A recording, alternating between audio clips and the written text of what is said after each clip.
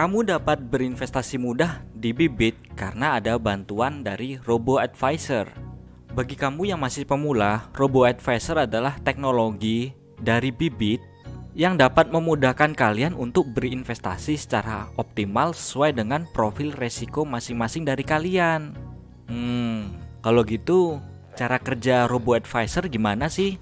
Yang pertama, kalian ketika mendaftar akan dikasih 6 pertanyaan. Tenang, ini bukan ujian, pertanyaannya gampang-gampang kok. Yang mana 6 pertanyaan ini akan menentukan bagaimana sih profil resiko kamu.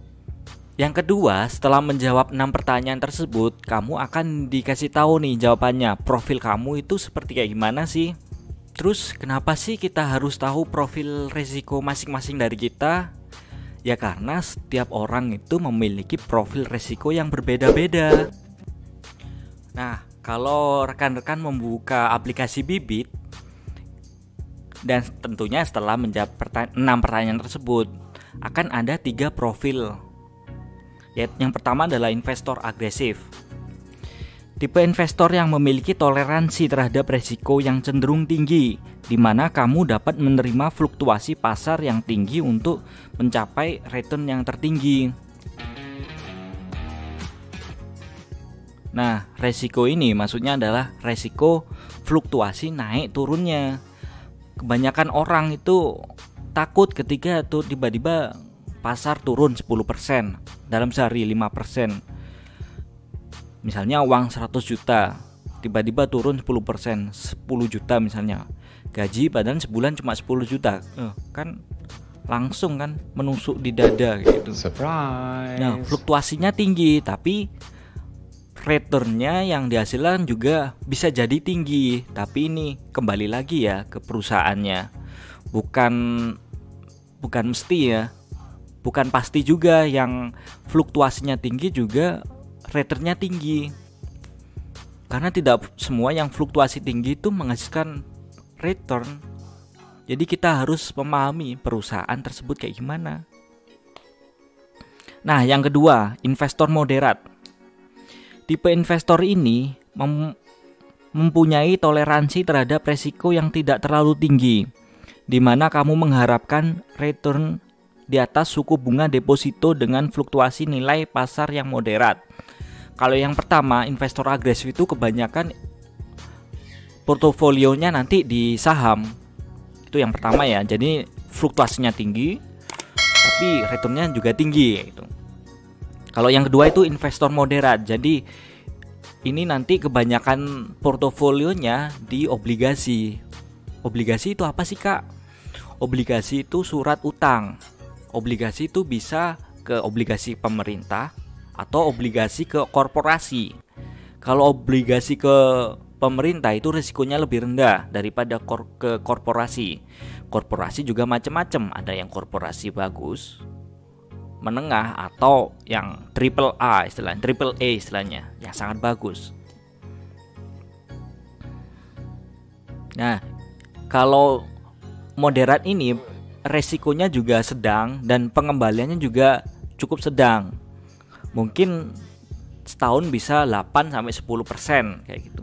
3 tahun bisa 30% kurang lebih kalau manajernya handal ya, manajer investasinya. 5 tahun mungkin 50% sekitar kayak gitu. Tapi kalau investor yang pertama yang agresif, belum tahu 5 tahun itu juga kembali loh. Bisa jadi rugi karena waktu 5 tahun saham crash kayak gitu. Kayak sekarang ini. Kayak kemarin tahun 2020 udah turun loh, kayak harga 5 tahun yang lalu harganya. Karena IHSG indeksnya turun. Yang ketiga ini investor yang konservatif. Tipe investor yang mempunyai toleransi terhadap resiko yang paling rendah, di mana kamu mengharapkan return yang minimal dengan setara suku bunga deposito dengan fluktuasi nilai pasar yang minimal. Jadi kalau yang tipe konservatif ini nanti kebanyakan portofolionya jadi deposito bank-bank dan obligasi tapi jangka pendek, kurang dari setahun aliasnya. Kalau yang obligasi jangka panjang itu masuk yang investor moderat, yang di atas tahun, yang tadi saya jelaskan, obligasi pemerintah atau obligasi korporasi. Tapi kalau investor konservatif yang ketiga ini, jadi dia dananya diuntukkan ke deposito dan obligasi yang kurang dari setahun. Tapi ini rekan-rekan, pengembalian returnnya yang kita sebagai investor yang konservatif itu masih lebih besar daripada dana yang ditaruh saja di deposito kayak gitu. Maksudnya kita taruh pribadi ke deposito ya. Karena dengan dana kelolaan yang besar dari manajer investasinya, manajer investasi punya bargain untuk ke bank-bank. Dia aku minta fix rate-nya segini dong, minta bunga depositonya segini dong, misalnya 8%. Biasanya cuma misalnya 4% atau 5%, bisa 8% atau 7% misalnya. Jadi manajer investasi punya bargain itu, soalnya dia di belakangnya kan ada kumpulan-kumpulan investor konservatif gitu, banyak, bisa sampai 1 triliun katakanlah. Jadi dia punya bargain, jadi bunganya lebih tinggi lah. Dari hasil bunga deposito yang lebih tinggi itu, nanti keuntungannya dibagikan ke yang menanam reksadana di pasar uang kayak gitu. Jadi yang kita dapat lebih tinggi daripada kita investasi, kita membuat deposito pribadi ke bank kayak gitu.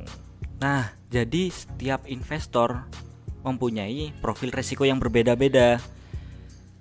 Dengan bantuan bibit robo advisor, Anda akan lebih mudah memahami diri kalian sendiri. Sebenarnya saya ini termasuk investor agresif, moderat, atau konservatif nih, kayak gitu.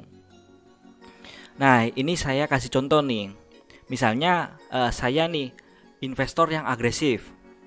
Nanti portofolio resiko saya seperti ini, 50%, 58% di pasar saham, 31% di obligasi, dan 11% di pasar uang.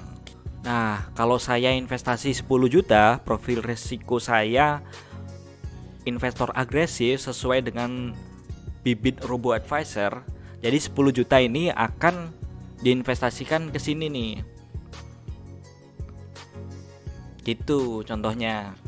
Paham kan? Nah, agar pengetahuan reksadana kalian semakin oke, jangan lupa nih subscribe agar nggak ketinggalan nih informasi penting dari channel ini. Bagi yang baru mengikuti channel ini adalah membahas tentang bisnis, inovasi, strategi, dan investasi. Silakan komen di bawah apabila ada pertanyaan yang ingin kita bahas. Terima kasih.